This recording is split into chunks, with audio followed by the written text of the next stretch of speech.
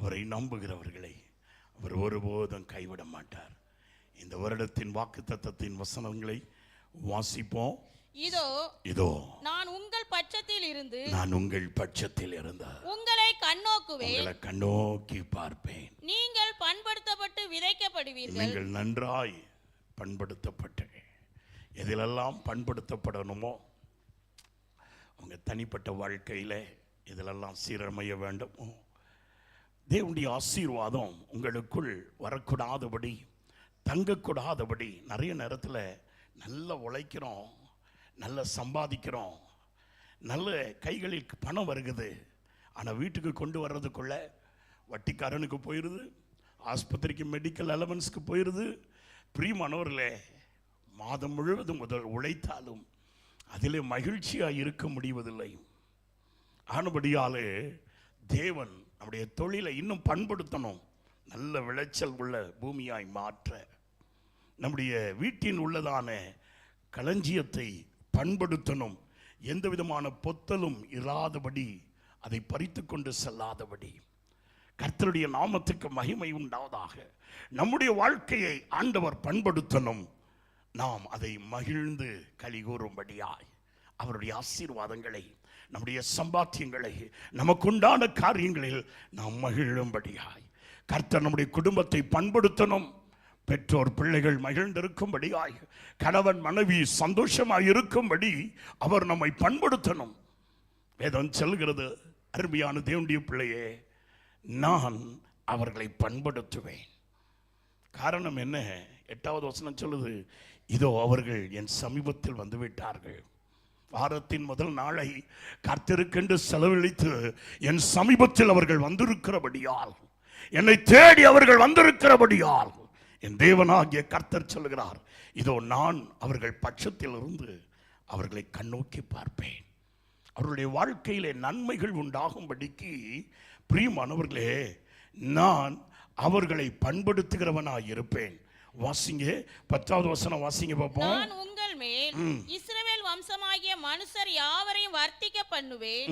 பட்டணங்கள் குடியேற்றப்படும், அவாந்தரமான ஸ்தலங்கள் கட்டப்படும். உங்கள் மேல் மனுஷரையும் மிருக ஜீவன்களையும் பெருகி பழுகும்படி வர்த்திக்க பண்ணுவேன். பூர்வ நாட்களில் நீங்கள் இருந்த நிலைமையிலே நான் உங்களை நல்ல ஸ்தானத்தில், ஏதேன் தோட்டத்திலே என்னுடைய சன்னிதானத்தில் நீங்கள் எப்படி இருந்தீர்களோ அப்படியே என்னோடு உள்ளதான அந்த உறவிலே நீங்கள் காணப்படும்படி, உங்கள் வாழ்க்கை இனி அங்கலாய்க்கிறதா இராதபடி, உங்கள் வாழ்க்கையானது பிரியமானவர்களே குன்றி நடக்காதபடி, I will establish you, உங்களை நான் ஸ்தாபிக்கிறவனாக இருப்பேன். வாசிங்க.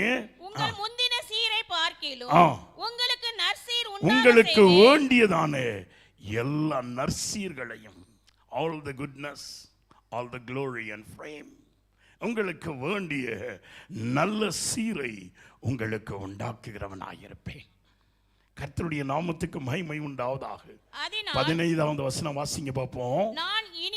நான் இனிமேல் புறஜனங்கள் செய்யும் அவமானத்தை உன்னிடத்திலே கேட்க பண்ணுவதும் இல்லை, நீ ஜனங்களின் நிந்தையை இனிமேல் சுமப்பதும் இல்லை. No more you will carry the shame. கர்த்தருடைய நாமத்துக்கு மகிமை உண்டாவதாக.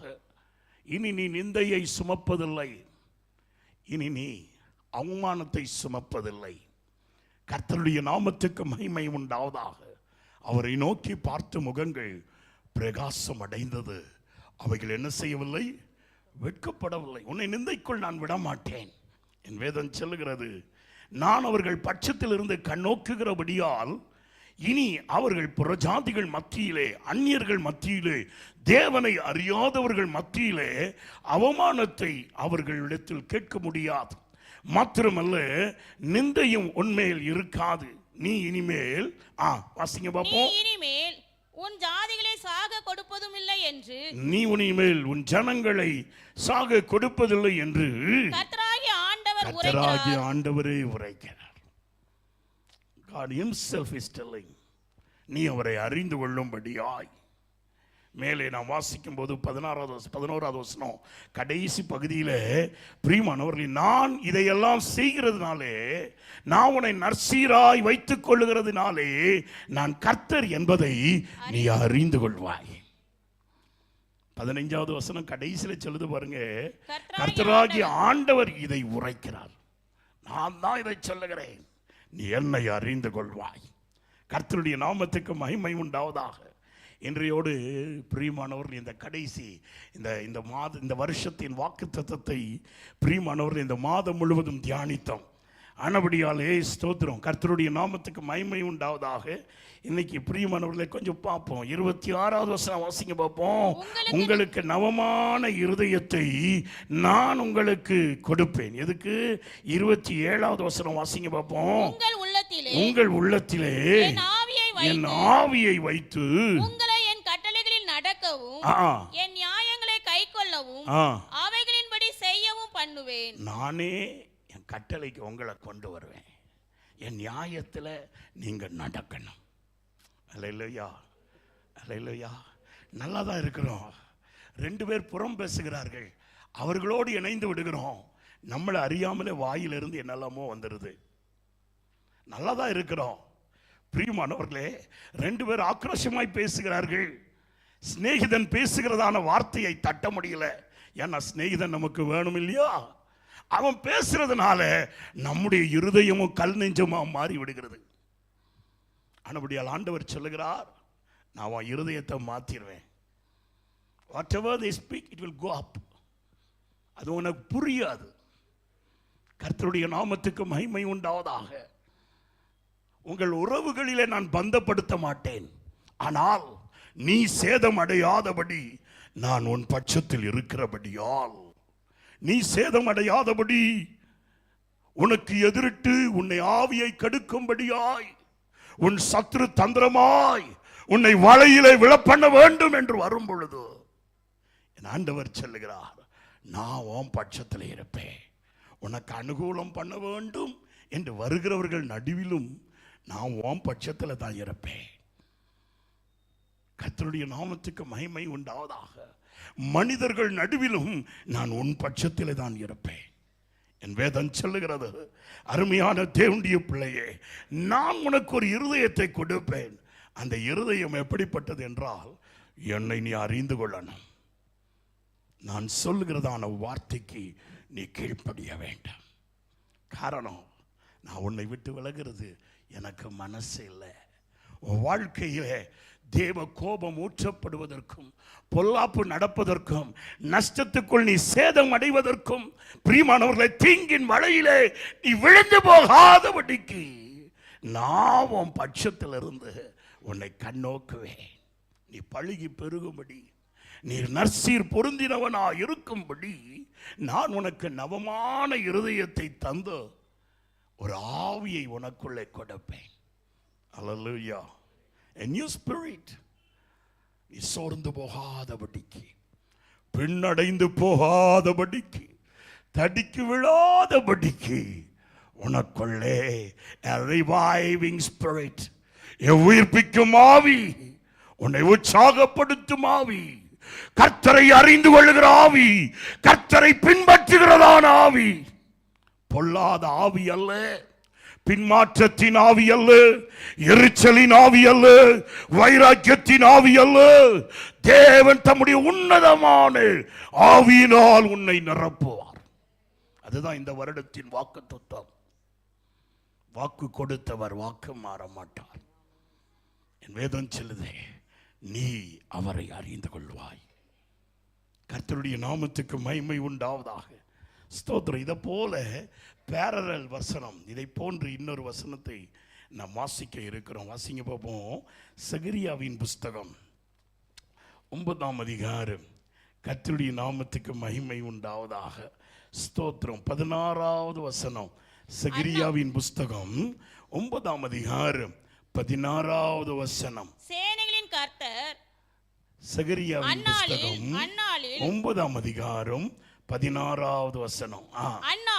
அந்நாளில் அவர்களுடைய தேவனாய the day which was the day, அந்த நாளில், எந்த நாளில்? அல்லேலூயா. வருஷம் பிறந்த மாதிரி தான் இருந்துச்சு.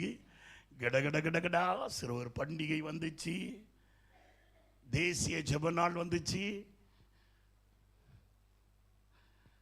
இப்போ 28 வந்துருச்சு. இன்னும் கொஞ்ச நாள் இந்த மாதம் முடிஞ்சிடும். 3 நாள், திங்கள் செவ்வாய் புதன், வியாழக்கிழமை திருப்பியும் ஸ்தோத்திரம் புது மாதம். கர்த்தருடைய நாமத்துக்கு மகிமை உண்டாவதாக. A fabulous February. கர்த்தருடைய நாமத்துக்கு மகிமை உண்டாவதாக. நாட்களும் காலங்களும் கடந்து சென்று கொண்டு இருக்கிறது. ஆண்டவர் சொல்லுகிறார், இந்த குறிப்பிட்ட நாளிலே, நாம் எந்த நாளிலே, கொஞ்சம் மேல பார்க்கலாமா? கொஞ்சம் மேல போலாம். 14வது வசனம் வாசிங்க பார்ப்போம். அந்நாளில் 14வது வசனம், அவர்கள் பட்சத்தில் கர்த்தர் காணப்படுவார். அல்லேலூயா. உங்க பட்சத்திலே நான் காணப்படுகிற அந்த நாளிலே, அல்லேலூயா, அவர்கள் பட்சமாக இருந்து கண்ணோக்குவேன் என்று சொன்ன தேவன், வேதம் சொல்லுது, நாங்கள் உங்க பட்சத்தில் இருக்கிற அந்த நாளிலே கர்த்தர் உங்களோடு இருக்கிறார் என்று நீங்கள் காணப்படுகிறதான அந்நாளிலே, உங்கள் பட்சத்திலே நான் நிற்கிறதான அந்த நாளிலே. அடுத்தது வாசிங்க பார்ப்போம். 15வது வசனம் வாசிங்க பார்ப்போம். சேனைகளின் கர்த்தர் அவர்களை காப்பாற்றுவார். ஆமா, சேனைகளின் கர்த்தர் உன்னை எல்லா தீங்குகளில் இருந்தும் காப்பாற்றுகிறதான அந்நாளிலே. வாசிங்க 16வது வசனம்.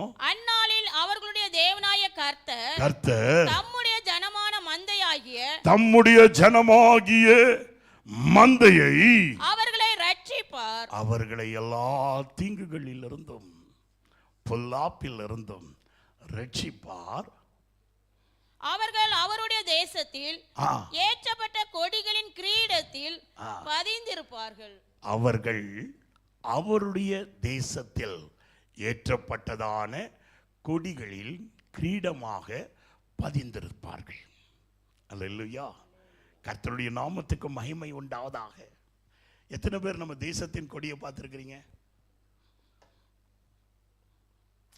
அல்லேலூயா. தோத்திரம். கர்த்தருடைய நாமத்துக்கு மகிமை உண்டாவதாக. இந்திய தேசத்தில் எத்தனை பேர் இருக்கீங்க? சோத்திரம். அல்லேலூயா. இந்திய தேச கொடியை எத்தனை பேர் பார்த்துருக்கீங்க? ஓகே. என்னென்ன கலர் இருக்கு? எத்தனை கலர் இருக்கு? நீலம், ஆரஞ்சு, மஞ்சள். சொல்லுங்க, என்ன கலர்லாம் இருக்கு? போட்டாச்சு. ரொம்ப நன்றிப்பா. தோத்திரம். அல்லேலூயா. சோத்திரம். மேலே ஆரஞ்சு, கீழே பச்சை, மத்தியில் வெள்ளை. வெள்ளைக்கில என்ன பதிஞ்சிருக்கு சொல்லுங்களேன்? அசோகாவுடைய சக்கரம். காரணம், இது முன்னேற்றத்திற்கு அடையாளம். இதில் இருப்பது 24 மூப்பர். அல்லேலூயா. ஃபோக்கஸ். அல்லேலூயா. கர்த்தருடைய நாமத்துக்கு மகிமை உண்டாவதாக.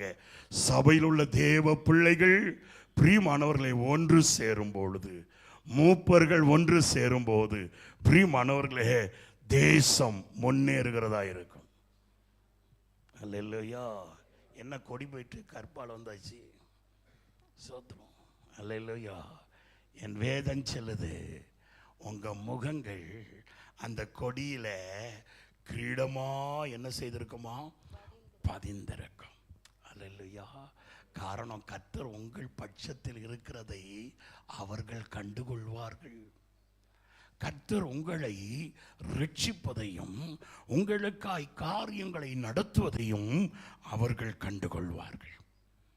அல்லேலூயா. நான் உங்கள் பட்சத்திலிருந்து உங்களை கண்ணோக்குவேன். உங்களை நல்ல யுத்த குதிரையாக, என்னுடைய மந்தையாக நீங்கள் இருக்கின்றபடியாலே உங்களை நான் பண்படுத்துவேன். உங்களை பண்படுத்துகிறதான நான், பிரியமானவர்களை, கர்த்தர் சொல்லுகிறார் 16வது வசனத்திலே, அந்நாளிலே அவர்களுடைய தேவனாகிய கர்த்தர் தம்முடைய ஜனமாகிய மந்தையை அவர்களை என்ன செய்வாராம்? ரட்சிப்பார். இயேசு என்று சொன்னால் என்ன அர்த்தம்? இயேசு என்றால் என்ன அர்த்தம்? ரட்சகர் என்ற அர்த்தம். அல்லேலூயா. அல்லேலூயா. வீட்டில் மூட்டை பூச்சி கடிக்குன்னு காலையில் வந்து உட்காந்து கொஞ்சம் அப்படி கண்ணை மூடலான்னு பார்த்தா இவர் கேள்வி மேலே கேள்வி கேட்காரு. தோத்திரம் அல்லேலூயா. சொல்லுங்களேன், இயேசுன்னா என்ன அர்த்தம்? ரட்சகர். அல்லேலூயா. கர்த்தருடைய நாமத்துக்கு மகிமை உண்டாவதாக. அப்ப தேவன் சொல்லுகிறார், நான் அவர்களை வருகிற தீமைகளில் இருந்தும் வருகிற பொல்லாங்கனில் இருந்தும் வருகிற பொல்லாப்பில் இருந்தும் நான் அவர்களை ரட்சிக்கின்றவனாக இருப்பேன். கர்த்தருடைய நாமத்துக்கு மகிமை உண்டாவதாக. ரட்சிக்கிறவனாக இருப்பேன். காரணம், அவர்களுடைய தேசத்தில் ஏற்றப்பட்டதான கொடியிலே அவர்கள் எப்படி இருப்பார்கள்? கிரீடமாய். They will be renounced jewels. ஆங்கிலத்தில் சொல்ல இருக்கிறது, they will be renounced, விலையேற பெற்ற பேர் பெற்ற முத்துக்களாக. ஒரு நகை எப்படி இருக்கிறதோ பிரியமானவர்களே, ஸ்தோத்திரம், விலையேற பெற்ற வஸ்துக்களாக இருப்பார்கள். அல்லேலூயா. கொடியில கர்த்தருடைய நாமத்துக்கு மகிமை உண்டாவதாக என் வேதம் சொல்லுகிறது. காரணம், அநேகர் கர்த்தர் அவர்களுடைய பட்சத்தில் இருக்கிறதை அவர்கள் கண்டுகொள்வார்கள். 14வது வசனம் வாசிங்களே. அந்நாளில் 14 அவர்கள் பட்சத்தில் கர்த்தர் வாசிங்க. 14 அவர்கள் பட்சத்தில் கர்த்தர் காணப்படுவார். அவர்களுடைய அம்பு மின்னலை போல சத்துருக்களை நிர்மூலமாக்கும்படி, பொல்லாங்கனின் இருதயத்தை கிழிக்கும்படி அவருடைய அம்பு. தோத்திரம். அல்லேலூயா. அல்லேலூயா. சொந்த பிள்ளையை கிழிக்கிறதுக்காக அம்பு விட்டவன் அல்ல என் இயேசு கிறிஸ்து. கர்த்தருடைய நாமத்துக்கு மகிமை உண்டாவதாக. என் தேவனாகிய கர்த்தர் நமக்கு அன்பு காட்டும்படியாய் சத்ருவின் தலையை சிலுவையிலே நசுக்கினவர். அல்லேலூயா. கர்த்தருடைய நாமத்துக்கு மகிமை உண்டாவதாக. என் வேதம் சொல்லுது, அவருடைய அன்பு மின்னலை போல பாய்கிறதா இருக்கும். வாசிங்க பாப்போம். ஆண்டவர் எக்காலம் ஊதி தென் திசை சுழல் காற்றுகளோட நடந்து. ஆமா, அவர் நடக்கும் போது எப்படி இருக்கும் என்று சொன்னால் எக்காலத்தை போல் இருக்கும். அல்லேலூயா. எக்கால சத்தம் வானில் தொனித்திடதே என் இயேசு ராஜனே. எக்காலத்தை போல அவர் என்ன செய்வாரா? நடந்து வருவாரு. அவர் வரும் பொழுது பிரியமானவர்களே, தென் திசையின் சுழல் காற்றுக்களை போல அவருடைய நடை காணப்படும். கர்த்தருடைய நாமத்துக்கு மகிமை உண்டாவதா. பலவிதமான காற்றுக்கள் இருக்கிறது. கர்த்தருடைய நாமத்துக்கு மகிமை உண்டாவதாக. தென் திசையின் காற்றுக்கு ஒரு மேன்மை உண்டு. நீங்க பிரியமானவர்களே, யாத்திராகமத்தின் புஸ்தகம் 10ஆம் அதிகாரம் 13வது வசனத்தில் வாசித்தீங்கன்னா, கீழ்காற்று அடித்த போது சமுத்திரத்தில் இருந்ததான எல்லா விதமான வெட்டுக்கிளிகளும், எந்தெந்த நாட்டுக்குள்ள வெட்டுக்கிளி கிடந்துச்சோ அந்த எல்லா வெட்டுக்கிளிகளும் பிரியமானவர்களே பறந்து வந்து எகிப்திலே விழுந்தது. எகிப்தை முழுசும் அழிச்சிட்டு. இது கீழ்காற்றின் அருமை. சில நேரத்தில் ராஜஸ்தான், பஞ்சாப் இந்த பகுதியிலெல்லாம் இந்த வெட்டுக்கிளி வந்து அப்படியே அழிச்சிட்டு போகும். It comes as a group, ஒரு பெரிய படையாக வந்து அப்படியே அழிச்சிட்டு போயிடும். அதே போல் எகிப்தில் கர்த்தர் கீழ்காற்றை அனுப்பினார் பாருங்க, அப்படியே வந்து அழிச்சிட்டு போயிடுச்சு. கர்த்தருடைய நாமத்துக்கு மகிமை உண்டாவதா. கீழ்காற்றுக்கு ஒரு மேன்மை உண்டு. நமக்கு தெரிஞ்ச சங்கீதம் 47ஆம் சங்கீதம் நினைக்கிறேன். கீழ்காற்றினால் அவர் என்ன செய்வாராம்? தர்சீசின் கப்பலை உடைத்து போடுவார். கர்த்தருடைய நாமத்துக்கு மகிமை உண்டாவதாக. யாத்திராகமத்தின் புஸ்தகம் 14ஆம் அதிகாரத்தை நீங்க வாசித்து பார்த்தீங்கன்னா, அவர் கீழ்காற்றை வரப்பண்ணினதினாலே பெரிய சிவந்த சமுத்திரம் 2ஆக பிரிந்தது. தண்ணியே கடலையே வற்றாந்தரையாய் மாற்றிவிட்டது. so dangerous the east wind. கீழ்காற்று. அவரிடத்தில் காற்றுக்கள் உண்டா. கர்த்தருடைய நாமத்துக்கு மகிமை உண்டாவதாக. வாசிங்க பார்க்கலாம். 19வது வசனம், யாத்திராகமத்தின் புஸ்தகம் 10ஆம் அதிகாரம் 19வது வசனம் வாசிங்க. அப்பொழுது இஸ்ரவேலியரின் சேனைக்கு முன்னாக நடந்த தேவதூதனானவர் விலகி அவர்களுக்கு பின்னாக நடந்தார்.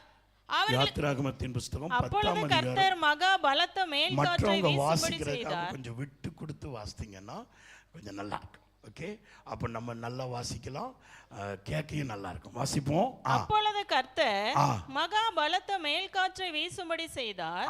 அது வெட்டுக்கிளிகளை அடித்து கொண்டு போய் செங்கடலிலே போட்டது. வீட்டில இருந்ததான வெட்டிட்டு இருந்த எல்லா வெட்டுக்கிளியும் எங்க போய் விழுந்துருச்சு சொல்லுங்களேன். கீழ்காற்று வரும்போது அழிவு வந்துச்சு, மேல் காற்று வரும் பொழுது north wind, when the east wind blew, எல்லா வெட்டுக்களையும் வந்து விழுந்துச்சு. நார்த் சைட்ல இருந்து வந்ததானே பிரியமானவர்களே, அந்த காற்று வந்தபோது வீட்டுக்குள்ள கிடந்ததான வெட்டுக்கிளி, அரண்மனையில வெட்டிட்டு இருந்ததான வெட்டுக்கிளி, பிரியமானவர்களே எல்லா வெட்டுக்கிளியும் எங்க போய் விழுந்தது?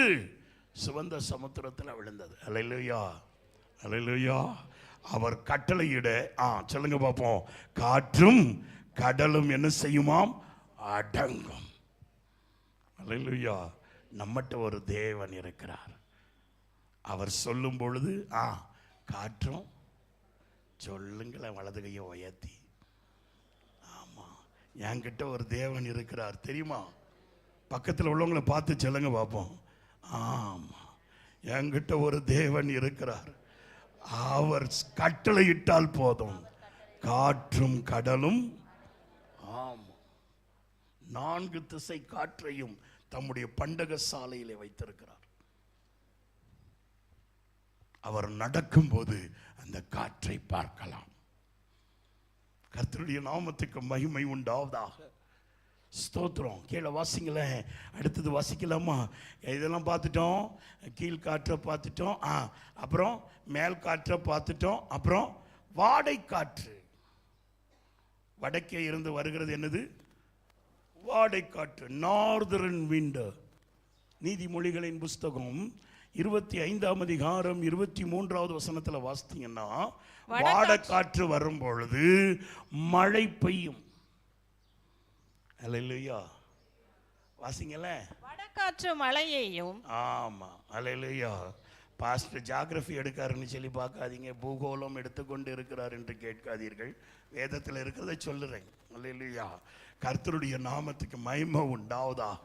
என் வேத வசனம் சொல்லுகிறது, பிரியமானவர்களே, வாடை காற்று மழையை பெய்ய பண்ணும். சாலமோன் சொல்லுகிறார்.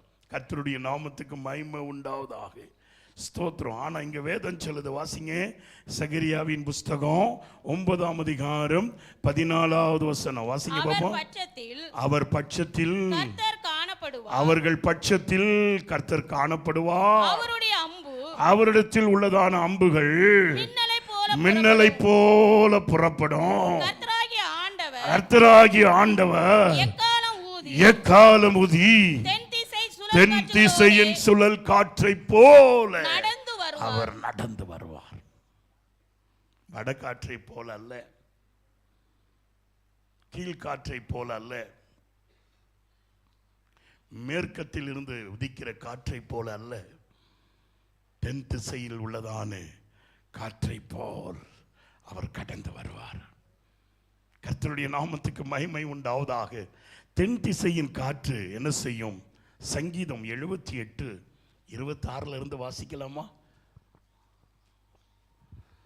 ஆகாசத்திலே கீழ்காற்றை வரப்பண்ணி, ஆகாசத்திலிருந்து கீழ்காற்றை வரப்பண்ணி, தம்முடைய வல்லமையினால் தென்றலை, அவருடைய வல்லமையினால் அது தென்பக்கமாய் கடந்து சென்று, ஆங்கிலத்தில் சொல்லியிருக்க பாருங்க, it went to the southern side. பிரியமானவர்களே, தம்முடைய வல்லமையினாலே அந்த கீழ்காற்று, அழிவின் காற்றை தென்பக்கமாய் கடந்து போக பண்ணி, மாம்சத்தை தூளத்தனையாயும் சிறகுள்ள பறவைகளை கடற்கரை, நல்ல கோழி, கௌதாரி, காடைகள், இந்த சிறகுள்ள பறவைகள் எல்லாம் வீட்டு நடுவில் வந்து போட்டுட்டார். எப்படி போட்டாராம்? மணலத்தனையாய் கொண்டு வந்து போட்டுட்டார். இப்போ வாசிங்க அந்த வசனத்தை, புரியும். வாசிங்க 78ஆம் சங்கீதம். மாம்சத்தை தனையாயும் சிறகுள்ள பறவைகளை கடற்கரை மணலத்தனையாயும் வர்ஷிக்க பண்ணி அவைகளை அவர்கள் பாளையத்தின் நடுவிலும் அவர்கள் கூடாரங்களை சுற்றிலும் இறங்க பண்ணினார். ஹல்லேலூயா, ஹல்லேலூயா. தென்காற்று வரும்போது என்ன வரும்? வீட்டுக்கு நல்ல கவாப் வரும், சிக்கன் 65 வரும். வேண்டியதெல்லாம் சாப்பிடலாம். எது வரைக்கும் சாப்பிடலாம்? மூக்கு மட்டும் வரம் சாப்பிடலாம். இல்லையா? இல்லையா? வேதம் அப்படி சொல்லுகிறது. அவங்க நல்லா சாப்பிட்டு அவங்கள திருப்தியா இருக்கும்படி அவர்களை செய்தார். 28 வாசிட்டீங்களா? அவைகள் அவர்கள் பாளையத்தின் நடுவிலும் அவர்கள் கூடாரங்களை சுற்றிலும் இறங்க பண்ணினார். அவர்கள் புசித்து திருப்தி அடைந்தார்கள். அவர்கள் புசித்து எப்படி இருந்தார்கள்? திருப்தி அடைந்தார்கள். அவர்கள் இச்சித்ததை எல்லாம் கொடுத்தார். அவங்க என்ன விரும்பினாங்களோ அது என்ன செய்தது? சொல்லுங்க, எந்த காத்து? அல்லேலூயா. உன்னதத்திலிருந்து இறங்கி வந்ததான காத்து. எத்தனை பேர் விரும்புறிய நம்ம வீட்டில் இந்த காத்து அடிச்சா நல்லா இருக்கும்? விண்ணக காற்றே நீ என் மேல் வந்து வீசிடும் வெண்புறா. அல்லேலூயா. காலையில கடைக்கும் போக வேண்டியதில்லை, வியாபாரத்துக்கும் போக வேண்டியதில்லை. பாடுங்களை என் கூட சேர்ந்து விண்ணக காற்றே நீ என் மேல் மோதி வீசிடும் வெண்புறா போல என் மேல் வந்த மந்திடும்.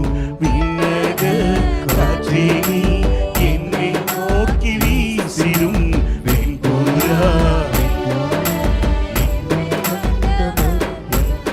ஹல்லேலூயா. பவுலை சிறைப்பிடித்து ரோமாபுரிக்கு கொண்டு போறாங்க. பவுல் தரித்திரன் அல்ல. கர்த்தருடைய நாமத்துக்கு மகிமை உண்டாவதாக. சில நேரத்தில் நம்ம என்ன நினைச்சிடறோம்னா, ஊழியக்காரே வர்றது சன்னியாசியா இருக்க வேண்டியவன் தான் ஊழியக்காரே. அவனுக்கு பிள்ளையும் கிடையாது, பொண்டாட்டியும் கிடையாது, பெட்டியும் கிடையாது, சட்டியும் கிடையாது, ஒன்றும் இல்லாதவன், படிக்க தெரியாதவன், அதனால பைபிள் காலேஜுக்கு போயிட்டு ஊழியத்துக்கு வந்துட்டான்னு நினைக்கிறோம். ஆனால் பவுல் படித்த மேதை, கமாலியனின் பாதத்தில் படித்தவன். அவன் ரட்சிக்கப்படுவதற்கு முன்பாக பிரியமானவர்களே தர்சீசிலே அநேக கப்பல்களுக்கு முதலாளியா இருந்தான். நிறைய கப்பல் முதலாளி. அவன் பெரிய பணக்காரன். அன்னைக்கு கப்பல் வச்சிருந்த பெரிய பணக்காரன், இன்னைக்கு ஏரோப்ளேன் வச்ச பணக்காரன். அந்த மாதிரி கர்த்தருடைய நாமத்துக்கு மகிமை உண்டாவதாக. ஆனால் சுவிசேஷத்தின் நிமித்தமாக இயேசு கிறிஸ்துவை அறிவிக்கும்படியாய், அவருடைய உயிர்த்தெழுந்த வல்லமையை அறிந்து கொள்ளும்படியாய் எல்லாவற்றையும் நஷ்டமும் குப்பையும் தூசியுமாய் வீசிவிட்டான். கர்த்தருடைய நாமத்துக்கு மகிமை உண்டாவதாக.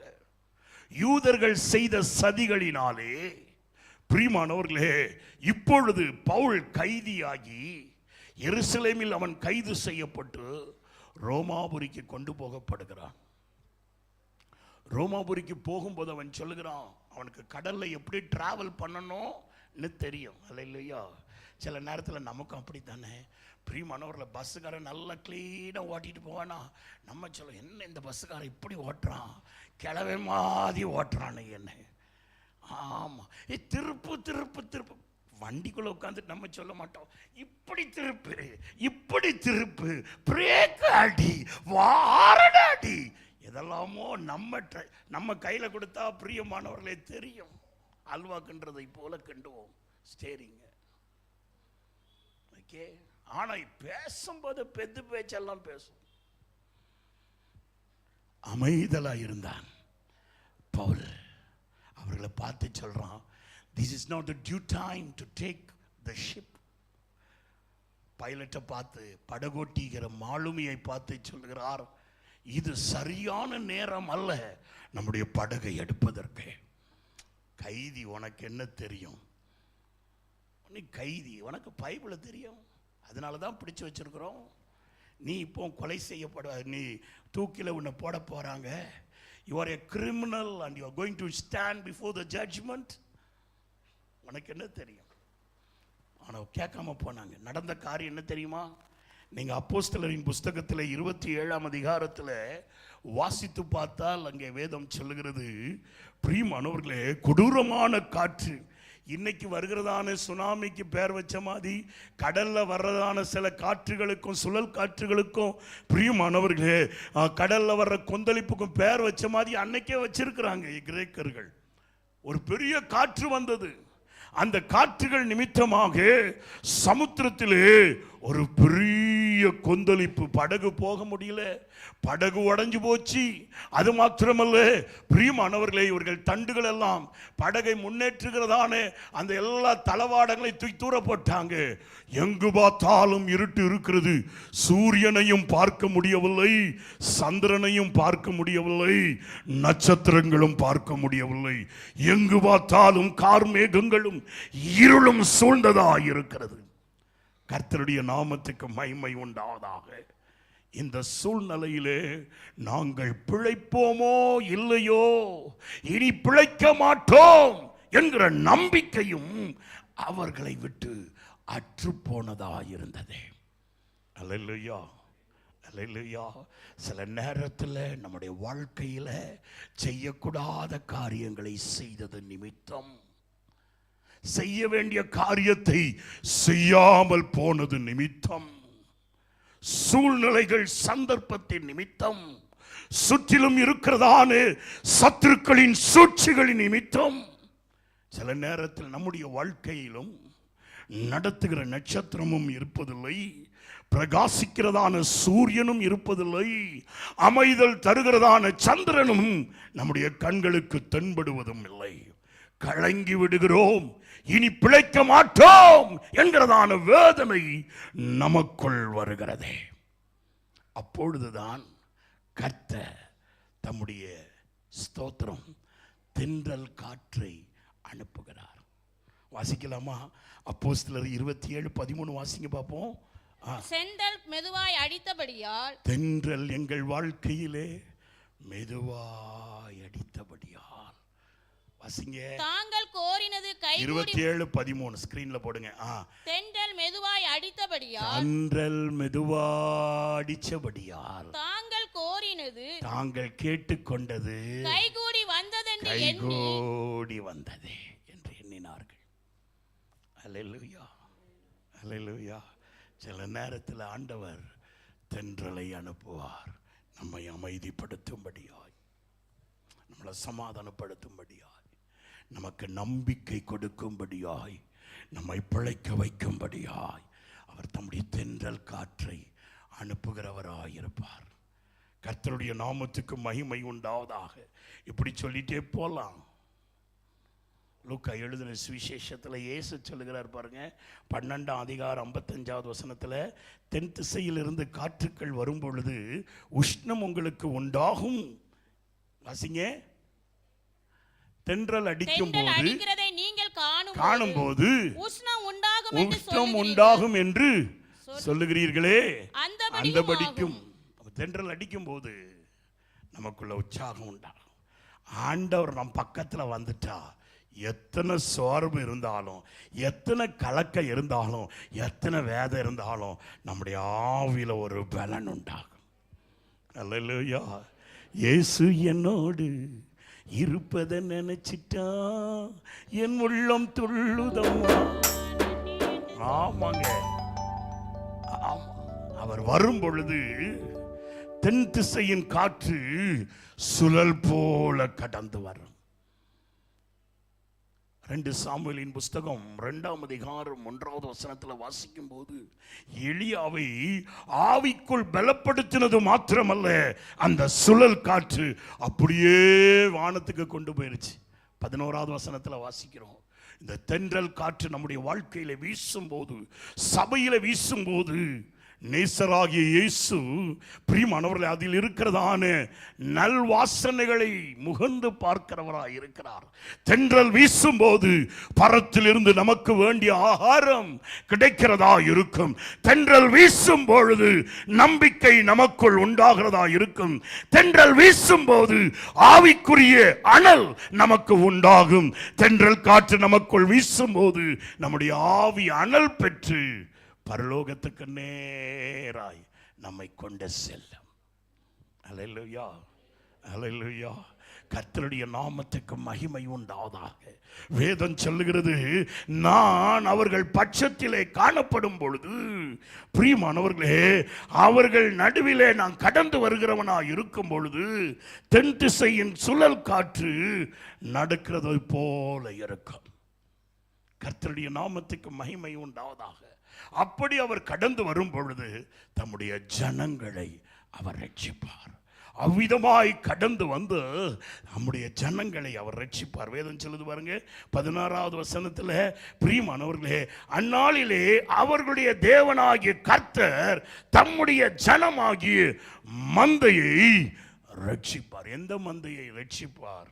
யோவான் எழுதின சுவிசேஷத்தில் 10ஆம் அதிகாரம் 15வது வசனம் சொல்லுது, என் ஆடுகள் என்னை அறிந்து இருக்கிறவைகள், ஆனபடியால் நான் அவைகளுக்காக ஜீவனையும் கொடுப்பேன். 20வது வசனம் சொல்லுது, என் ஆடுகள் என்னை விசுவாசிக்கும். என்னை அறியாதவைகளோ என்னை விசுவாசியாதவைகளோ, பிரியமானவர்களே, என் மேல் விசுவாசம் வைக்காது. என் ஆடுகள் என்னை விசுவாசிக்கும், ஆனபடியால் அவைகள் என்னுடையதா இருக்கும். 27வது வசனம் வாசிங்க பார்ப்போம். என் ஆடுகள் என் சத்தத்திற்கு செவி கொடுக்கும். நான் அவைகளை அறிந்திருக்கிறேன். அவைகள் எனக்குத்தான் பின் செல்லும். நான் அவைகளுக்கு நித்திய ஜீவனை கொடுப்பேன். அவைகள் ஒரு காலம் கெட்டு போவதில்லை. அது ஒரு காலம் கெட்டு போவது. ஒருவனும் அவைகளை என் கையில் இருந்து பறித்துக் கொள்வதும் இல்லை. ஒருத்தரும் அவனை பிடுங்கிட்டு எங்கேயாவது கொண்டு போக முடியாது. என் ஆடு என்கிட்ட தான் இருக்கும், அது கெட்டு போவாது. அது ஏன் ஆடு இல்லைன்னா, கல்ல ஆடுன்னா கெட்டு போகும், துன்மார்க்கத்துக்குள்ள போவோம். என் ஆடு என் சத்தத்தை கேட்கும். காரணம், என் மந்தையாகிய என் ஜனங்களை நான் ரட்சிக்கிறவனாயிருப்பேன். எப்படி ரட்சிப்பேன்? அவர்கள் பட்சத்திலே நான் இருந்த சுழல் காற்றுக்களை போல நான் அவர்களை கடந்து வந்து அவர்களை ரட்சிக்கிறவனாயிருப்பேன். அவர்களை நான் ரட்சிக்கும் பொழுது வேதம் சொல்லுது, அவர்கள் தேசத்தில் ஏற்றப்பட்ட கொடிகளில் கிரீடமாய் பதிந்திருப்பார்கள். அல்லேலூயா. டைம் ஆயிப்போச்சு, முடிக்கிறேன். கர்த்தருடைய நாமத்துக்கு மகிமை உண்டாவதாக. தேவன் நமக்கு ஒரு பிரியமானவர்களே ஒரு கொடியை கொடுத்திருக்கிறார். கர்த்தருடைய நாமத்துக்கு மகிமை உண்டாவதாக. விசுவாசிகளாகிய நமக்கு, விசுவாசிக்கிறதான தம்முடைய மந்தைக்கு, அவருடைய சத்தத்துக்கு செவி கொடுக்கிறதான தம்முடைய பிள்ளைகளுக்கு ஒரு கொடியை கொடுத்திருக்கிறார். அவர் நம்மை ரட்சிக்கும்படியாய், பிரியமானவர்களை, மின்னலை போல் அம்பை போல், மின்னலின் அம்பை போல் நமக்காக யுத்தம் செய்கிறவர் மாத்திரம் அல்ல, நம் பட்சத்தில் பிரியமானவர்களே சுழல் காற்றை போல், தென் சுழல் காற்றை போல் வருகிறது மாத்திரமல்ல, என் வேதம் சொல்லுகிறது, பிரியமானவர்களே, நம்மை ரட்சிக்கும்படியாய் வரும் பொழுது நம்முடைய தேசத்தில் அவர் தம்முடைய கொடியை நாட்டுவார். சங்கீதக்காரர் சொல்லுகிறார், பிரியமானவர்களே, சங்கீதம் 20:5 நம்ம வாசிக்கும் போது பார்க்கிறோம், அங்கே வேதம் சொல்லுது, நாங்கள் உமது ரட்சிப்பில் மகிழ்ந்து எங்கள் தேவனுடைய நாமத்தில் ஒரு கொடி ஏற்றுவோம். கர்த்தருடைய நாமத்திற்கு ஒரு கொடி இருக்கிறது. அல்லேலூயா. அந்த நாமத்தை சொல்லும் பொழுதே ஒரு வெற்றி உண்டாகும், ஒரு ஜெயம் உண்டாகும், ஒரு மேன்மை உண்டாகும். உன்னத பாட்டிலே வாசிக்கும் பொழுது 2ஆம் அதிகாரம் 4வது வசனத்தில் வாசிக்கும் பொழுது அங்கே பிரியமானவர்களை மனவாட்டி ஆகிய சபை சொல்லுது, அவர் தம்முடைய நேச கொடியை என் மேல் பறக்கும்படி செய்கிறார். அல்லேலூயா, அல்லேலூயா. கர்த்தருடைய நாமத்துக்கு மகிமை உண்டாவதாக. தம்முடைய நேச கொடி நம்மேல் பறக்கும்படியாய் செய்கிறார். நான் உன்னை நேசிக்கிறேன் என்று சொல்லி அவர் கொடி காட்டுவார். 2 நாட்டுக்கு யுத்தம் வரும் பொழுது அவங்க தேசத்தின் கொடிகளை பிடித்து கொண்டு வருவார்கள் யுத்தம் செய்யும்படியாய். எவர்கள் யுத்தத்தில் தோற்று போவார்களோ அவர்களுடைய கொடிகள் விழுந்து போகும். அதே நேரத்திலே 2 தேசத்தார் யுத்தம் பண்ண வரும் பொழுது தங்கள் தேசத்தின் கொடிகளில் இருந்து வெண்கொடியை எடுத்து பிடிப்பார்கள் என்று சொன்னால், வெள்ளை கொடியை தூக்கி பிடிப்பாங்கன்னு சொன்னால் நம்ம யுத்தம் பண்ண வேண்டாம், சமாதானமாக போயிடுவோன்னு அர்த்தம்.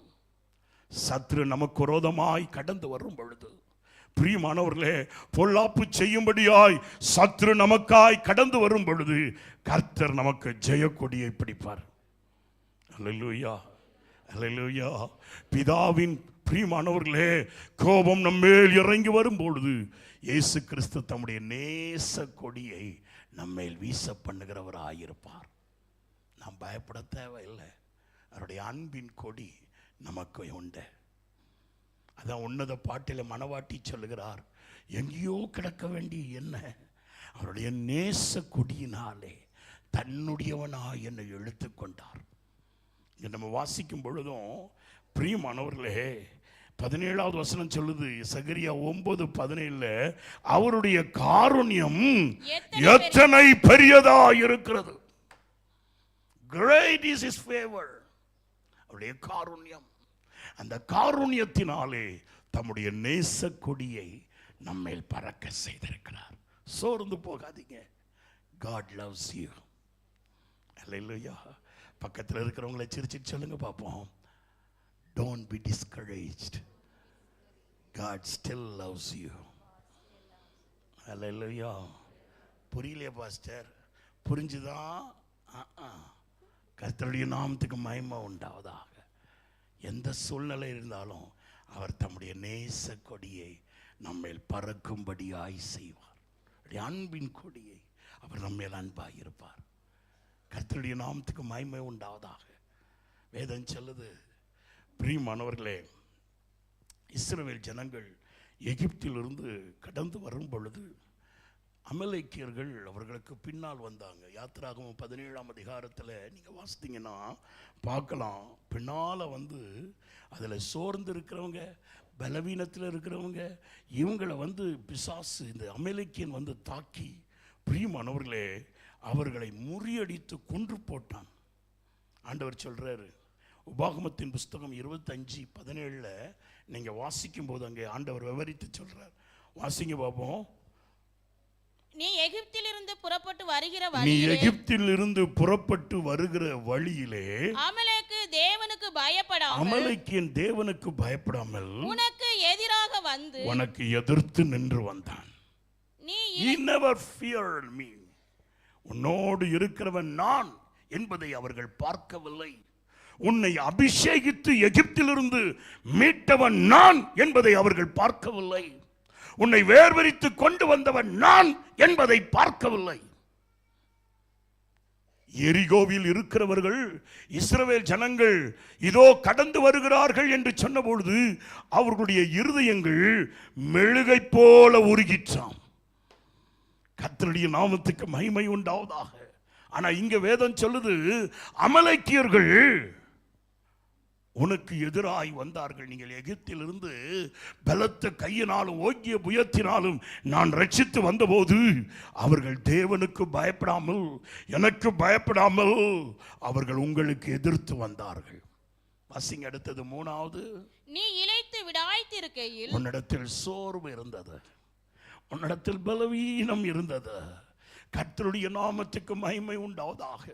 நீ இளைத்து விடாய்த்து போகும்பொழுது உன்னை பார்த்து பரிதாபப்படாதபடி, உனக்கு தண்ணீர் தராதபடி, உனக்கு அப்பத்தை கொண்டு வந்து தராதபடி நீ பலவீனப்பட்டிருக்கும் பொழுது அவர்கள் தன் பட்டயத்தினாலே உன்னை வெட்டினார்கள். அதை நான் மனதில் வைத்திருக்கிறேன். அல்லேலூயா. என் தேவன் அன்புள்ள தேவன் தான். ஆனால் ஆண்டவர் சொல்றாரு, பழி வாங்கிறது என்னுடையது, அது என்கிட்ட மாத்திரம் விட்டுருன்னு சொல்லி. அல்லேலூயா, அல்லேலூயா, அல்லேலூயா.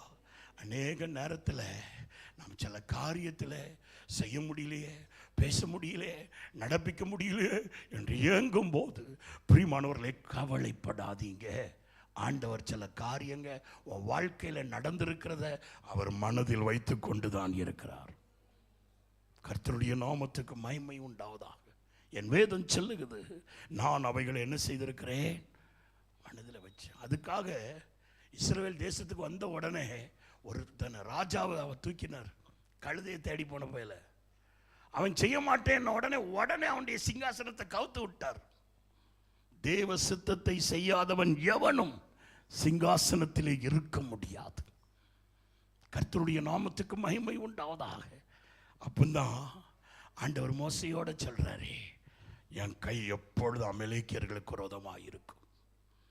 சோர்வு படுத்துகிற ஆவியின் மூலமாய், பின்மாற்றத்துக்குள் இடையர்விடு பண்ணுகிறதான ஆவிக்கு விரோதமாய், உன்னை இடறி தள்ளும்படியாய், தேவனுக்குள்ளே நீ வைராக்கியம் பாராட்டக்கூடாதபடி, தேவனுடைய வேதத்தை நேசிக்க கூடாதபடி, தேவனுடைய ஊழியத்தை செய்யக்கூடாதபடி, தேவனுக்கென்று சாட்சியாய் நிற்கக்கூடாதபடி, உன்னுடைய ரட்சிப்பிலே நீ கலிகூர்ந்து தேவனுடைய நாமத்தை அநேகருக்கு உரைக்க கூடாதபடி தடையாய் இருக்கிறதான அமலேக்கியனுக்கு விரோதமாய் என் இருதயம் எப்பொழுதும் இருக்கும், என் கைகள் எப்பொழுதும் இருக்கும். அல்லேலூயா. அதுக்கு பேர் தான் என்னது? யெகோவா நிசி. நமக்கு ஆண்டவர் நம்முடைய தேசத்திலே நமக்காய் கொடியேற்றுவார். அல்லேலூயா, அல்லேலூயா. சிலவங்க நினைக்கிறாங்க, ஒரு இடத்துல நம்ம கோயில் கட்டும்போது எல்லாரும் அந்த கோயிலை பார்ப்பாங்க, அந்த நேரத்தில் அவங்க கோயில் மேலே நம்ம கொடியை தூக்கி வச்சிடலான்னு சொல்லி. ஆனால் என் தேவன் எழும்பி விட்டால் எப்பேற்பட்ட சேனையா இருந்தாலும் சரி, பிரியமானவர்களை மண்ணனக்க வச்சிருவார். கர்த்தருடைய நாமத்துக்கு மகிமை உண்டாவதாக. அருமையான தேவனுடைய பிள்ளையே, தேவனுடைய வல்லமையை மட்டுப்படுத்தக்கூடாது. கர்த்தர் யுத்தம் செய்வார், என் தேசம் அதை அறிந்து கொள்ளும். அல்லேலூயா. அவரிடத்தில் என்ன கொடி உண்டு? நேசு நிஷி, யெகோவா நிஷி, வெற்றி தருகிற கொடி உண்டு. வேதம் சொல்லுது, அவர்கள் தங்கள் தேசத்தில் கொடியேற்றுவார்கள். அதில் தேசத்துக்காக யாரெல்லாம் ஜெபிக்கிறார்களோ, அழிந்து போகிற ஆத்துமாவுக்காக யாரெல்லாம் ஜெபிக்கிறார்களோ, பிரியமானவர்களை, தேசத்தில் காணப்படுகிறதான கிறிஸ்தவர்களுக்கு விரோதமாய், சபைகளுக்கு விரோதமாய், ஊழியர்களுக்கு விரோதமாய், ஊழியங்களுக்கு விரோதமாய் எவர்களெல்லாம் எழும்புகிறார்களோ, அவர்களுக்காக யாரெல்லாம் ஜெபித்துக் கொண்டு இருக்கிறார்களோ, அந்த காரியத்திற்காக தேவனுடைய சமூகத்தில் கண்ணீர் வடித்து யாரெல்லாம் ஜெபிக்கிறார்களோ, அவர்களுடைய பெயர்களை கர்த்தர் அந்த கொடியிலே கிரீடமா பதிப்பார். அல்லேலூயா, அல்லேலூயா, அல்லேலூயா. ஒருவேளை நீங்கள் வெள்ளிக்கிழமை அந்த ஜெபத்தில் வராமல் இருந்திருக்கலாம். இன்றைக்கி வீட்டுக்கு போன உடனே, பிரியமானவர்களே, போகிற வழியிலேயே, இல்லாட்டி உங்கள் பிள்ளைங்களுடைய புக்கில் இந்தியா மேப் இருந்துச்சுன்னு அதில் கையை வச்சு, ஆண்டவரே எங்கள் தேசத்தை ரட்சிங்கன்னு 2 வார்த்தை சொல்லிடு. வாம் போட்டாவும் எங்கே வரட்டு? அவருடைய கிரீடத்தில், அவருடைய கொடியில் வந்துடட்டு. அல்லேலூயா. புரிஞ்சு கொண்டவங்க மாத்திரம் ஒரு அல்லேலூயா சொல்லுங்களேன். ஆமாம், கர்த்தருடைய நாமத்துக்கு மகிமை உண்டாவதாக. வேதம் சொல்லுது, பிரியமானவர்களே, ஆனால் அவர்கள் பட்சத்தில் கர்த்தர் காணப்படுவார், அவர்களை அவர் காப்பாற்றுவார். அந்நாளில் அவர்களுடைய தேவன் கர்த்தர் தம்முடைய ஜனத்தின் மந்தையை அவர்களை ரட்சிப்பார் என்று காணப்படும். அவர்களுடைய தேசத்தில் எழும்பினதான அந்த கொடியிலே அவருடைய கிரீடங்கள் பதித்ததாய் காணப்படும். கர்த்தருடைய நாமத்துக்கு மகிமை உண்டாவதாக. நம் பட்சத்தில் இருக்கிறதான தேவன், பிரியமானவர்களே, கர்த்தர் நமக்கு செய்ய போகிற அதிசயமான காரியங்களை நம்ம பார்க்க தான் போகிறோம். அல்லேலூயா. இந்த ஆண்டிலே தேவன் தம்முடைய சபைக்காய், தம்முடைய ஜனங்களுக்காக அவர் மின்னலை போல எழும்பி, பிரியமானவர்களே, தென் சுழல் காற்றை போல நடந்து வந்த தம்முடைய ஜனங்களுக்காக, ரட்சிக்கப்படுகிறவர்களுக்காக நேச கொடியையும், ரட்சிப்பில் இருக்கிறவர்கள் ரட்சிப்பை மற்றவர்களுக்கு அறிவிக்கும்படியாக அவர்களுக்கு ரட்சிப்பில் சந்தோஷத்தை கொடுப்பார். அல்லேலூயா. நேற்று தினத்தில் ஒரு மனிதன் எனக்கு ஃபோன் பண்ணார். ரொம்ப நாளுக்கு முன்னால் அந்த பையன் ஃபோன் பண்ணான். குருமூர்த்தி என்று சொல்லக்கூடிய ஒரு பையன். அவன் ஃபோன் பண்ணிட்டு அழுதா என்கிட்ட. ಅಳಿದ ಪರಗೆ ಕೊಂಚ ನೇರ ಆನ ಪರಗೆ ಚೆನ್ನ ಸ್ವಾಮಿ ನಾನು ಆಚೆ ಕಡೆ ಹೋಗೋಕ್ಕಾಗ್ತಾ ಇಲ್ಲ, ಬೆಳಕನ್ನು ನೋಡೋಕ್ಕೆ ಆಗ್ತಾ ಇಲ್ಲ, ಬೆಳಕನ್ನು ನೋಡಿ ತುಂಬ ವರ್ಷ ಆಯಿತು, ನನಗೇನೋ ಒಂದು ಗಾಳಿ ಹಿಡ್ದಂಗಿದೆ, ನನಗಾಗಿ ಪ್ರಾರ್ಥನೆ ಮಾಡಿ நான் ஜோம் பண்ணிட்டு நம்முடைய கல்லணக்குப்பையில் இருக்கிற பாஸ்டர் கிதியோன் அவர்களுக்கு ஃபோன் பண்ணி சொன்னேன். அவங்களுக்கு ஃபோன் நம்பர் அனுப்பினேன். அவருக்கு தெலுங்கு, நமக்கு தமிழ் விட்டால் நமக்கு என்ன வரும்னு சொல்லுங்க பார்ப்போம். அவன் தெலுங்குல பேச, நான் தமிழில் ஜெபம் பண்ணுறேன்னு சொல்லி, பிரியமானவர்கள் ஏதோ ஒன்று கன்னடத்தில் பாதி, தெலுங்குல காலு, தமிழில் பாதி, எல்லாம் ஜெபம் பண்ணி முடிச்சிட்டேங்க. ஆனால் நம்ம பிரியமானவர்கள் பியாயி கூட நம்ம பாஷை புரியுது, அதுக்கு போயிருச்சு. கர்த்தருடைய நாமத்துக்கு மகிமை உண்டாவதாக. அப்போ கிதியோன் பாஸ்டர்கிட்ட சொல்லி அதை போய் பாருங்கன்னு சொன்னேன். அவங்க ஜோக் ஃபால்ஸ் இங்கே ஒரு பக்கத்தில் தூரத்தில் இருக்கிறாரு, அந்த பையன் இருக்கிறான். ஓகே, ತುಂಬ ದೂರ பாஸ்டர்னா நான் விட்டுட்டேன், நீ ஃபோனில் மாத்தாடுப்பான்னு சொல்லி விட்டுட்டேன்.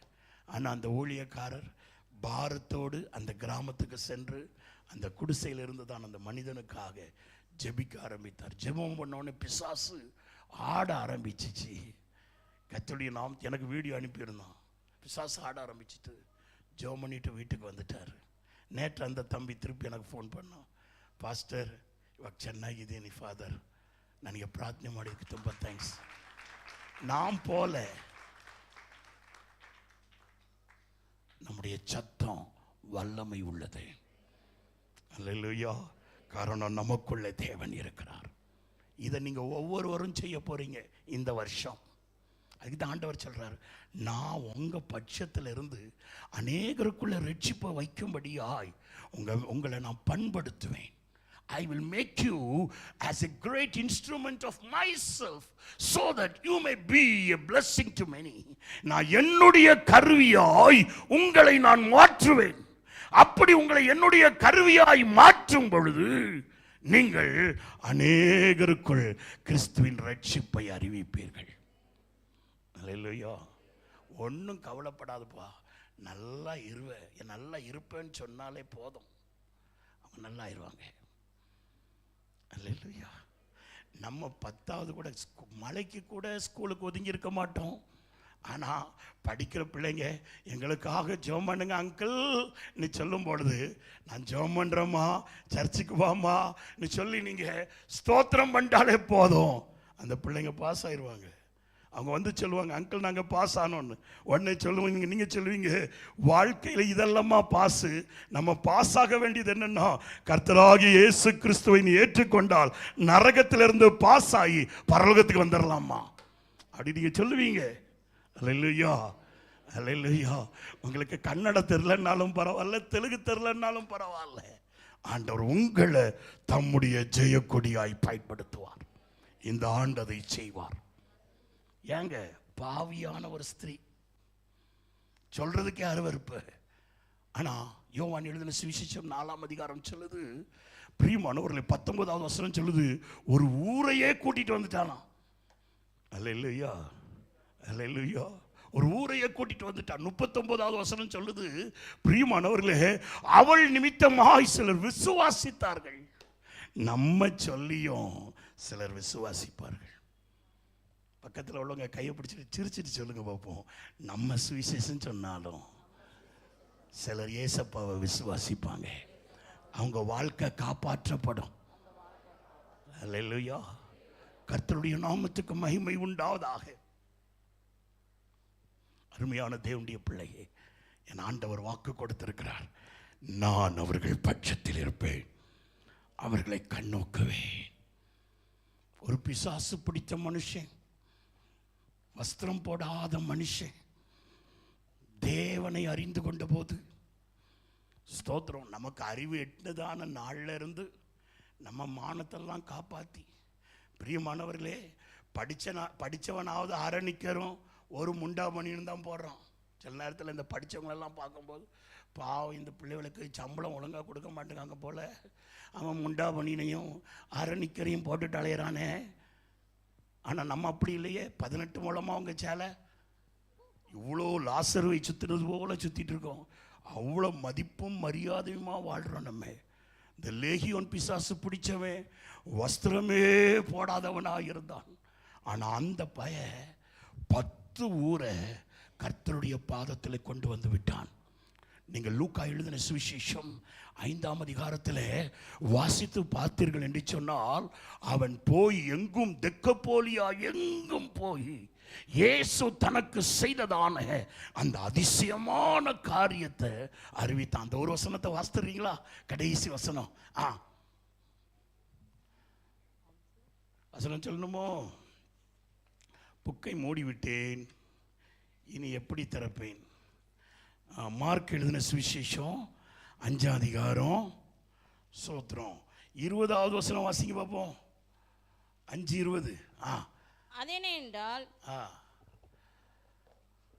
அந்தபடியே அவன் போய் இயேசு தனக்கு செய்தவைகளை ஆண்டவர் அவனுக்கு செய்ததை தெக்கப்போலி என்னும் நாட்டில் பிரசித்த 10 பட்டணத்துக்கும் போய் 10 நாட்டுக்கும் போய், அல்லேலூயா அல்லேலூயா, 10 நாட்டுக்கும் போய் பிரசங்கம் பண்ணி எல்லாரும் ஆச்சரியப்பட்டார்கள். அந்த பிரசங்கத்துல எப்படி இருந்தார்கள்? அல்லேலூயா அல்லேலூயா. எங்க பாஸ்டர் டிசைனா கற்கறக்கா பேசினாலும் தூக்கம் வந்துடுது. ஆனா இந்த பய துணி போட தெரியாத பய பேசி 10 பட்டணத்துல உள்ளவங்களும் அந்த பிரசங்கத்தை எப்படி கேட்டாங்களா? ஆச்சரியமா கேட்டாங்களாம். அல்லேலூயா அல்லேலூயா. கர்த்தருடைய நாமத்துக்கு மகிமை உண்டாவதாக. பக்கத்தில் உள்ளவங்களை கை கொடுத்து சொல்லுங்க பார்ப்போம். நீங்க சொல்ல போற சுவிசேஷத்தை 10 பேர் 10 நீங்க சொல்ல போற சுவிசேஷத்தை கேட்கிறவங்க எல்லாம் ஆச்சரியமா கேட்டு அதிசயமா இயேசுப்பாவை நம்புவாங்க. அல்லேலூயா அல்லேலூயா. வேதம் சொல்லுது, இயேசு தெக்கப்போலியாவுக்குள்ள கால் வைக்கும் போது அநேக பிணியாளிகள் அநேகர் அவரிடத்தில் வந்தார்கள் என்று வேதம் சொல்லுது. காரணம் என்னன்னா, பிரியமானவர்களே, இந்த ஒரு மனிதன் செய்தது ஸ்திரீயை கொண்டும் என் தேவன் செய்வார், புருஷரை கொண்டும் கர்த்தர் செய்ய வல்லவராயிருக்கிறார். ஆனபடியால் இந்த வருடத்தில் ஆண்டவர் வாக்கு கொடுத்திருக்கிறார், நான் உங்க பட்சத்தில் இருந்து நீங்க கொஞ்சம் என் கூட வந்தா போதும். பிப்ரவரி 5ஆம் தேதியிலிருந்து நம்ம காலையில் எழும்பி ஜெபம் பண்ணுவோம். கர்த்தருடைய நாமத்துக்கு மகிமை உண்டாவதாக. கோயிலுக்கு வர முடிஞ்சா வாங்க. எங்க கோயிலை பள்ளத்தில் தான் கட்டி வச்சிருக்கிறோம். இஸ்ரவேல் ஜனங்கள் செஞ்சது போல மலையில வைக்கல. நீங்க தூக்க வெறியிலே அப்படியே தள்ளாடி விழுந்தாலும் கோயிலுக்குள்ள வந்து என்ன செஞ்சிடலாம்? விழுந்துடலாம். பள்ளத்தில் தான் இருக்கு. மேல கிராவரம் வந்துடலாம், கேசவ நகரம் வந்துடலாம், நேதாஜி நகர்ல இருந்தாலும் வந்துடலாம், உருண்டே வந்துடலாம். அல்லேலூயா அல்லேலூயா அல்லேலூயா. நீங்க சமீபத்தில் வந்துட்டா நான் உங்க பட்சத்தில் இருந்து நான் என்ன செய்வேன்? உங்களை கண்ணோக்கி பார்ப்பேன். நான் உங்களை பண்படுத்துவேன். உங்களுக்கு நல்ல சீர் உண்டாகும்படியாய் நான் உங்களை பண்படுத்துவேன். உங்க மூலமாய் அநேகர் ரட்சிக்கப்படும்படியாய். முழங்கால் போடலாமா? ஜெபம் பண்ணலாமா? ஆண்டவருடைய சமூகத்தில் வந்திருக்கிற நாம், ஆண்டவர் சொல்லுகிறாரு, நான் அவங்க பக்கத்தில் காணப்படுவேன், அவர்கள் பக்கத்தில் நான் காணப்படுவேன், அவங்க பட்சத்தில் நான் காணப்படுவேன். அவர்களிடத்தில் கடந்து வந்து நான் அவர்களை ரட்சிக்கிறவனாக இருப்பேன். அவர்களை ரட்சிக்கிறவனாக மாத்திரமல்ல, அவர்கள் நடுவிலே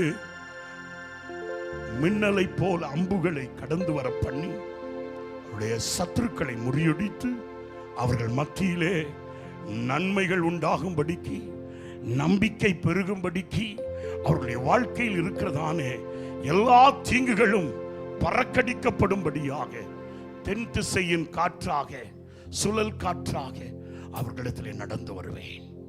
அவர்களிடத்திலே நடந்து வருகிறதான நான் என் மந்தையாகிய என் ஜனத்தை நான் ரட்சிப்பேன்.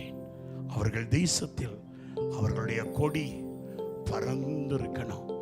நான் அவர்கள் மேல் வைத்திருக்கிறதான என் நேச கொடி அவர்களுடைய தேசத்திலே பறக்கிறதா இருக்கணும். இது என் ஜனம், எனக்கென்று சிருஷ்டித்ததான ஜனங்கள்.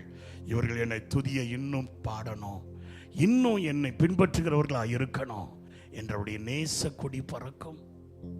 நீ அநேகருக்கு அவருடைய ரட்சிப்பை சொல்லும்படியாக உனக்குள்ள ஒரு பெரிய ரட்சிப்பின் சந்தோஷம், ரட்சணிய சந்தோஷம் உண்டாகி தேவனுடைய நாமத்தினாலே அநேகருடைய உள்ளத்திலே நீ கொடியேற்றுகிறவனாயிருப்பாய். காரணம், நீதான் தேவனுடைய ஸ்தானாதிபதி, நீ கொடியேற்றுகிறவனாயிருப்பாய். கர்த்தருடைய நாமத்துக்கு மகிமை உண்டாவதாக. என் வேதவசனம் சொல்லுகிறது, பிரியமானவர்களே, உனக்கு விரோதமாய் வெள்ளம் போல் சத்துரு வந்தாலும் ஆவியானவர் கொடியேற்றுவார்.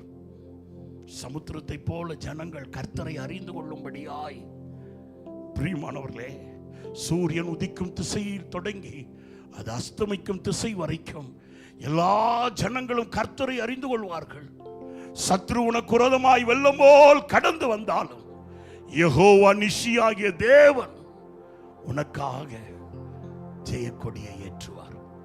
சோர்ந்து போகாத, பிரச்சனையை பார்த்துட்டே இருக்காத, பிசாசு கொண்டு வருகிற பலவிதமான சோர்வை பார்க்காத, கர்த்தருக்குள் மகிழ்ந்து களி கூறுகிறவனாயிரு.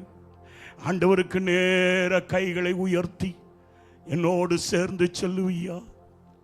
பண்படுத்தும் உம் சித்தம் போல என்னை பயன்படுத்தும் உம் விருப்பம் போல உம் கரத்தில்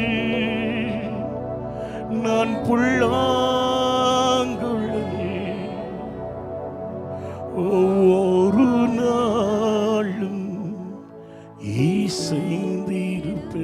ஆண்டவரே, நீங்க சொன்னீங்களே அப்பா, அவர்கள் என்னிடத்தில் வந்து விட்டார்கள், நான் அவர்கள் பட்சமாயிருந்து அவர்கள் நற்சீர் பொருந்தும்படி, அவர்கள் குடியேற்றப்படும்படி, அவர்கள் கட்டும்படி, அவர்கள் பழுகி பெருகும்படி அவர்கள் பட்சமாயிருந்து நான் கண்ணோக்குவேன்னு சொன்னீங்களேப்பா. எங்க பட்சத்தில் நீங்க இருங்க ஆண்டவரே, எங்க பட்சத்தில் இருங்க. கைகளை உயர்த்தி சொல்லுவோமா? உமக்காகத்தானே ஐயா நான் உயிர் வாழ்கிறேன் ஐயா,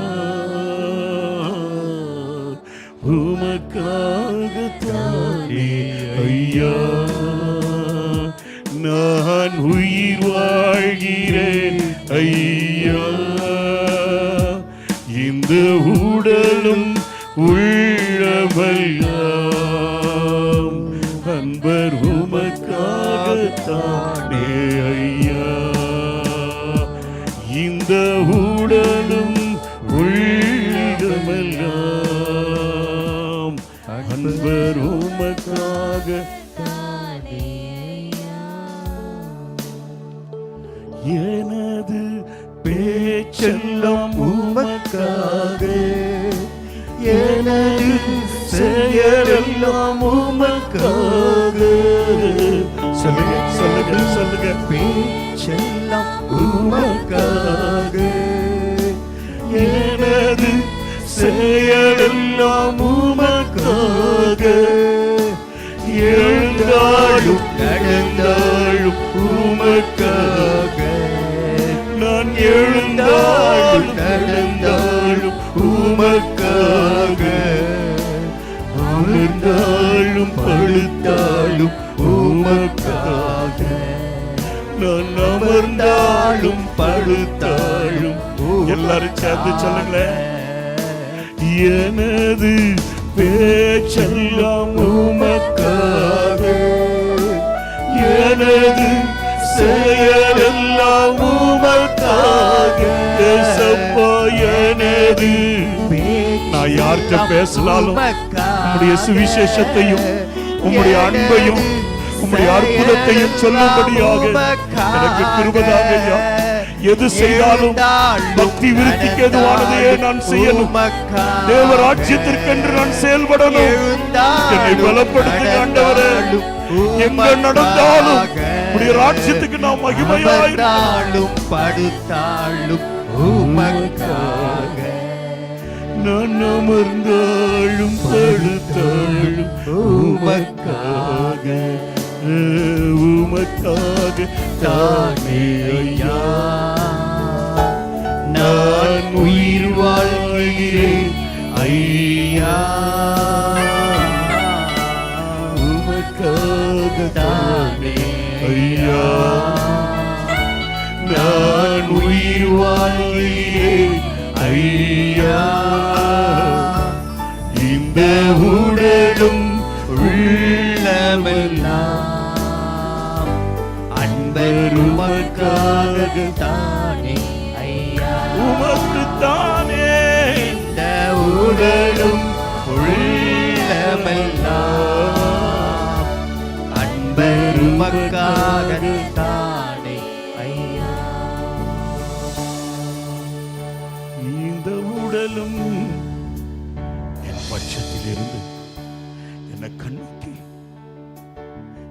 பண்படுத்தி அநேகர் தேவ சபையிலே குடியேறும்படியாய், அநேகர் உடைய ராஜ்யத்துக்குள்ளாய் கட்டப்படும்படியாய், அநேகர் உம் அண்டை கடந்து வரும்படியாய், எங்கள் மந்தைகள் 1000 10,000 பெருகி பழுகி காணப்படும்படியாக எங்களுடைய முந்தின சீரை பார்க்கிறோம். நாங்கள் நற்சீர் பொருந்தினவர்களாய் இருக்கும்படி எங்களை பண்படுத்தின ஆண்டவரே, உம்முடைய பட்சத்திலே நாங்கள் இருக்கிறோம். எங்கள் பட்சமாயிருந்து எங்களை கண்ணோக்கி நீரே இவைகளெல்லாம் செய்தீர் என்பதை அறிந்து கொள்ளும்படியாய் இந்த உடலும் உள்ளமெல்லாம்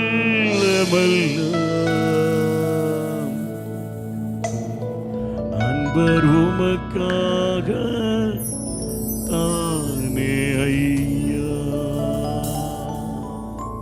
எங்களை அதிகமாய் நேசிக்கும் அன்புள்ள பிதாவே, ஒரு சமாரிய ஸ்திரியை கொண்டு ஒரு பட்டணத்தை உம் அண்டை கொண்டு வரும்படியாய் கிருபை செய்தீர். ஒரு லெகியோன் பிசாசு பிடித்தவன் கொண்டு தெக்கப்போலியா எங்கும் ஆச்சரியப்படக்கூடிய அளவுக்கு உம்முடைய அதிசயங்களை அறிவித்து வந்தீர். எங்களை கொண்டும் நீர் இந்த ஆண்டிலே பலத்த கிரியைகளை நடப்பிக்க போகிறபடியால் நன்றி ஆண்டவரே. நாங்கள் உமக்கு சாட்சி உள்ள ஜீவியம் செய்யும்படி, எங்கள் நிமித்தம் அநேகருக்குள்ளே இரட்சண்ய கொடி நாட்டப்படும்படி, அவர்கள் கர்த்தருடைய நாமத்தை அறிந்து கொள்ளும்படி, அநேகர் கர்த்தர் தெய்வம் என்று அறிக்கையிடும்படி எங்களை பயன்படுத்துங்க, எங்களை பயன்படுத்துங்க. உடைய கருத்திலே ஒப்பு கொடுக்கிறோம். ஆசீர்வதிங்க இயேசுவின் நாமத்தில் பிதாவே.